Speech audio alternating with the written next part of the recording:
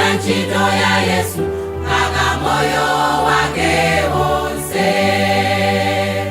Muyo pamunali mayi wina ankatchedwa Tutolika. Iye anagwira ntchito ya Yesu mpaka moyo wake wonse. Anadwala namwalira, iye anatengedwa kukanaye chipinda cha pamwamba. Anadwala namwalira, iye anatengedwa kukanaye chipinda cha pamwamba.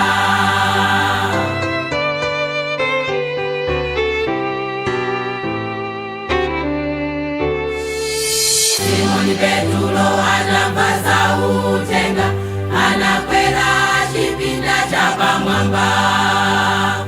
Nagwada pasi iye napemphera, Tutolika anauka. Simoni Petro anamva sautenga, anakwera chipinda cha pamwamba.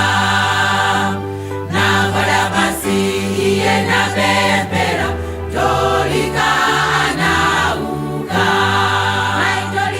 Anadwala namwalira, iye anatengedwa kukanaye chipinda cha pamwamba. Anadwala namwalira, iye anatengedwa kukanaye chipinda cha pamwamba.